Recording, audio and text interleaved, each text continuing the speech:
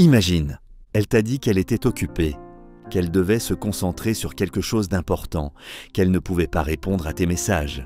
T'as respecté. Tu t'es dit « Ok, elle a besoin de son espace ». Puis, quelques jours plus tard, tu tombes sur un de ses amis. En discutant, il te balance sans réfléchir. Elle répond toujours vite aux messages, même en pleine réunion.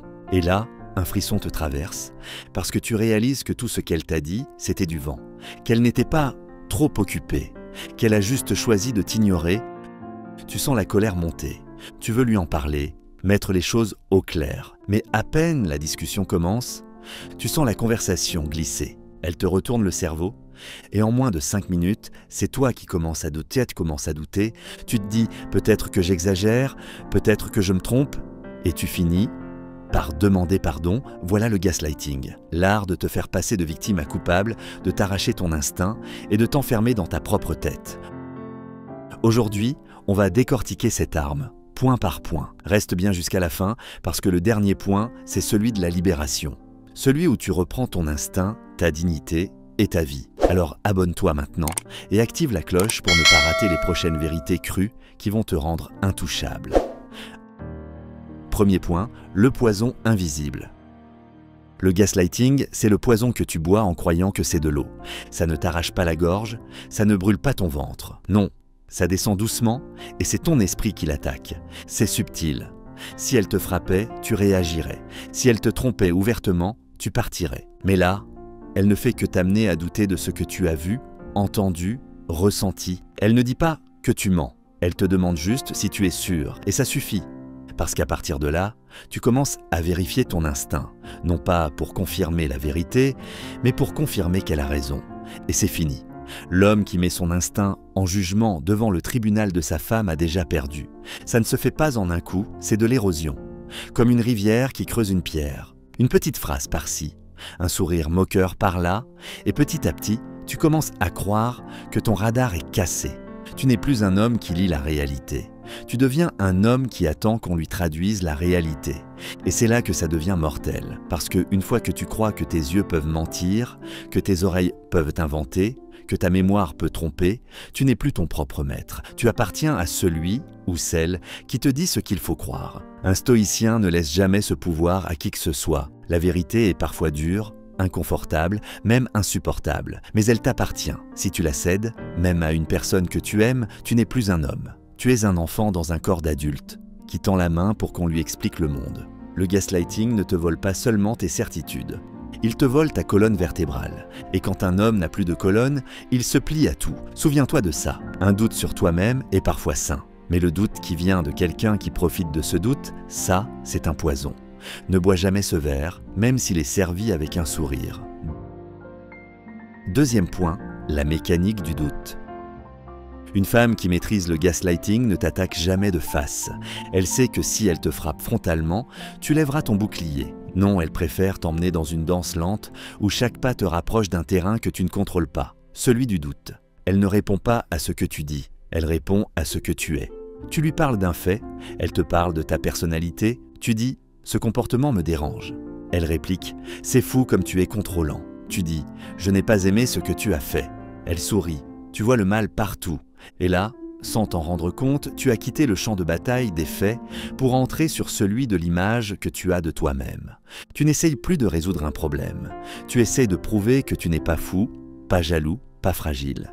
Et tu ne gagneras jamais, parce que c'est un jeu où elle fixe les règles et où elle tient le score. Le gaslighting, c'est ça, te forcer à te défendre de qui tu es, jusqu'à ce que tu ne saches plus pourquoi tu te défends. Et pendant que tu justifies ton état d'esprit, ton ressenti, ta réaction, le vrai problème, lui, disparaît dans le brouillard. Le stoïcien comprend une chose, celui qui définit le terrain de la discussion définit la victoire. Si tu acceptes de débattre de ta santé mentale, au lieu de parler du fait concret qui t'a dérangé, tu as déjà perdu la guerre avant la première bataille.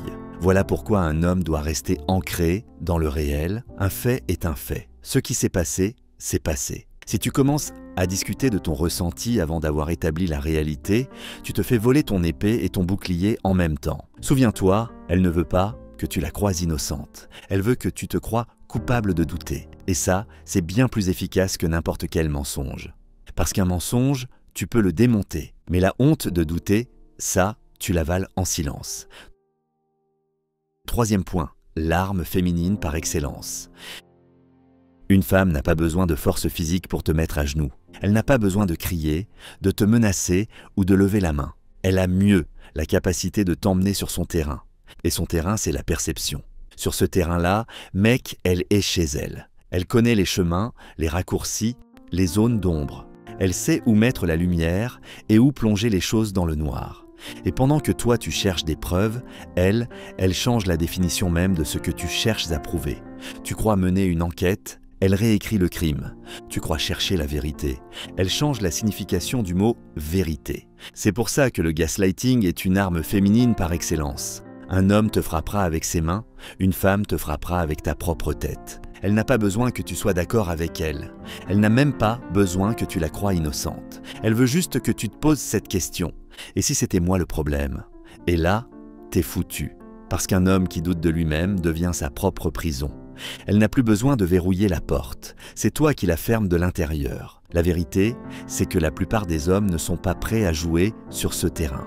On nous apprend à lutter contre ce qu'on voit. On ne nous apprend pas à lutter contre ce qu'on nous fait ressentir. Et c'est là que le stoïcien se distingue. Il sait que les émotions sont des vagues, qu'elles passent, qu'elles mentent parfois. Alors il se cramponne aux faits, froidement, comme un marin qui s'accroche au mât pendant la tempête. Quand elle te dit « tu exagères », tu réponds intérieurement « j'ai vu ce que j'ai vu ». Quand elle insinue « tu es trop jaloux ». Tu te rappelles, la jalousie peut être un excès, mais la vigilance est une vertu. Elle peut t'attaquer sur ton ego, sur ta virilité, sur ton calme, sur ta confiance. Mais si ton socle est ancré dans la réalité observable, elle peut t'égratigner, mais pas te renverser. Le piège, c'est que beaucoup d'hommes veulent sauver la relation plus que leur dignité. Alors ils acceptent que leur instinct soit piétiné, juste pour que la paix revienne. Mais cette paix-là, c'est un faux armistice. C'est juste une trêve avant la prochaine bataille que tu perdras encore plus vite. Le stoïcien sait qu'il vaut mieux perdre une femme que perdre sa capacité à se faire confiance. Parce qu'une fois que ton instinct est brisé, tu peux mettre 10 ans à le reconstruire. Et dans ces 10 années, combien de fois tu vas te faire avoir? Quatrième point. Comment le stoïcien réagit? Le stoïcien n'essaie pas de gagner contre le gaslighting. Il sait que si tu entres dans ce jeu, tu perds déjà. Parce que le but de celui ou celle qui manipule n'est pas de prouver un point, c'est de t'user. Et un homme usé finit par céder, même sans y croire. Alors la première règle est simple, ne joue pas sur son terrain. Tu restes sur le tien. Et ton terrain, ce sont les faits. Pas les émotions, pas les interprétations, pas les justifications. Le stoïcien observe, note et garde trace. Mentalement, physiquement, peu importe. Ce que tu as vu, tu l'as vu. Ce qui a été dit, a été dit. Ce qui a été fait, a été fait. Si demain on te dit « tu inventes », tu sais exactement ce qui s'est passé et tu n'as pas besoin qu'on te valide. C'est là le secret. Ne jamais chercher la validation de celui qui essaie de te faire douter. La vérité ne se négocie pas. Elle s'accepte ou elle s'ignore. Mais elle ne se discute pas. Le stoïcien n'explose pas. Il ne hurle pas pour convaincre. Parce que crier, c'est déjà accepter que l'autre a le pouvoir de t'atteindre au point de te faire perdre ton calme. Et dans une joute mentale, perdre ton calme, c'est signer ta capitulation. Alors il fait ce que Marc Aurèle appelait « tenir le siège intérieur », garder sa forteresse fermée à toute intrusion émotionnelle. Tu peux l'accuser, le provoquer, le tourner en ridicule. Il reste debout, pas pour l'image, mais pour la vérité qu'il connaît. La plupart des hommes échouent ici parce qu'ils veulent rétablir les choses avec la personne qui les manipule. Erreur fatale. Tu ne rétablis rien avec quelqu'un qui profite du chaos pour t'affaiblir. Tu coupes court, pas pour la punir, pas par colère, mais par hygiène mentale. Le stoïcien sait qu'un esprit en paix est plus précieux qu'une relation qui l'empoisonne à petite dose. Et il sait qu'une seule contamination peut suffire à corrompre tout le reste. Un homme qui garde sa vérité garde son pouvoir. Un homme qui laisse quelqu'un la réécrire perd tout, même si de l'extérieur, il a gagné la dispute. Cinquième point. Reconnaître le piège social. Le gaslighting n'est pas né dans les relations amoureuses. Il existait déjà dans les cours royales, dans les dictatures, dans les familles, dans les entreprises. C'est une vieille ruse humaine. Faire passer celui qui dit la vérité pour un fou et celui qui ment pour un sage. La famille peut y enfermer. Tu dénonces une injustice, on te répond « arrête, on a toujours été comme ça ». Traduction, ferme ta gueule et accepte la tradition. Même si elle te broie, les amis peuvent t'y enfermer, tu pointes un comportement hypocrite et soudain, c'est toi le problème. T'es trop susceptible. Traduction, on préfère ta passivité à ta lucidité. La société, elle, a perfectionné ce poison. Tu dis qu'une règle est absurde, on te traite de marginal. Tu remets en question une vérité officielle. On te colle l'étiquette de complotiste, non pas pour prouver que tu as tort, mais pour que plus personne ne t'écoute. Le gaslighting social marche pour une raison simple, la peur d'être isolé. Un homme seul avec sa vérité, ça effraie. Alors beaucoup préfèrent trahir leur propre instinct pour rester dans le groupe. Et là, le groupe les tient. Non pas par la force, mais par la honte d'être celui qui dérange. Le stoïcien refuse ce marché. Il sait que la vérité était parfois un désert et qu'il vaut mieux marcher seul dans le désert que se noyer dans un océan de mensonges. Il ne cherche pas à convaincre la foule, il cherche à rester droit, même quand la foule lui tourne le dos. On ne devient pas fou parce qu'on est isolé. On devient fou quand on vit dans un mensonge partagé. Et c'est là que le gaslighting collectif est le plus dangereux. Quand tout le monde autour de toi valide une version du monde qui contredit ce que tu vois chaque jour. Si tu acceptes ça, même juste pour vivre tranquille, tu t'arraches les yeux de l'intérieur. Et un homme qui s'est rendu aveugle pour plaire à la foule ne retrouvera jamais la vue. 6e point, le choix final. Un jour, tu te réveilles. Tu réalises que ça fait des mois, parfois des années, que tu ne t'écoutes plus. Tu as appris à douter de ce que tu vois, de ce que tu entends, de ce que tu ressens. Tu es devenu un étranger dans ta propre tête. Et là, la question se pose, est-ce que tu restes et tu perds ton instinct à jamais? Ou est-ce que tu pars et tu perds la personne qui te l'a volé? Pour le stoïcien, la réponse est claire. Un instinct perdu est plus difficile à retrouver qu'une relation perdue. Une relation, tu peux en reconstruire une. Un instinct, c'est ton seul guide dans le brouillard de la vie. Le briser, c'est te condamner à marcher à l'aveugle dans un monde plein de pièges. Ce choix, beaucoup d'hommes le ratent. Ils restent par peur de la solitude.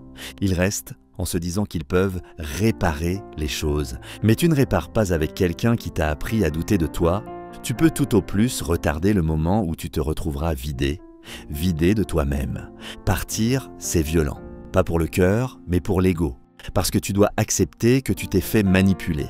Tu dois admettre que tu as joué le jeu et que tu as perdu un temps précieux. Mais ce départ, c'est la renaissance. C'est le moment où tu reprends ton radar, où tu réapprends à faire confiance à cette voix intérieure qui, malgré tout, a survécu sous la couche de doute. Quand elle te lance, tu es vraiment prêt à tout gâcher pour un détail? Tu réponds, je suis prêt à tout gâcher pour ne pas me perdre. Et tu pars, pas en courant, pas en claquant la porte. Tu pars avec cette froideur stoïcienne qui ne cherche ni vengeance, ni explication. Parce qu'à ce stade, expliquer serait encore jouer sur son terrain. Et quand tu passes cette porte, tu ne récupères pas juste ta liberté, tu récupères ton épée. Et dans un monde où chacun veut te raconter ce que tu dois voir, penser et croire, un homme qui marche avec son instinct est invincible. Dernière punchline, perdre quelqu'un est une blessure, perdre ton instinct, c'est mourir debout. Tu vois, le gaslighting, c'est pas juste une technique de manipulation. C'est une guerre contre ton instinct. Et si tu la perds, tu peux mettre toute une vie à reconstruire ce qu'on t'a volé. Alors retiens ça, l'amour peut revenir, les amitiés peuvent revenir, mais ton instinct, si tu le perds, t'es mort debout. Un homme qui ne se fait plus confiance est un homme qui n'est plus libre. Maintenant, c'est à toi. Dis-moi en commentaire si t'as déjà vécu ça. Pas besoin de donner des noms, juste dis-moi, est-ce que quelqu'un a déjà réussi à te faire douter de ce que tu voyais clairement? Et surtout, comment t'en es sorti? Si cette vidéo t'a réveillé, abonne-toi maintenant. Ici, on ne cherche pas à plaire, on apprend à rester debout. Chaque semaine, je te balance la vérité crue, sans filtre, pour que plus jamais personne ne t'arrache ta boussole intérieure. Active la cloche, parce que le monde ne va pas devenir plus doux. Et plus tôt tu sais reconnaître le poison, plus tôt tu deviens immunisé.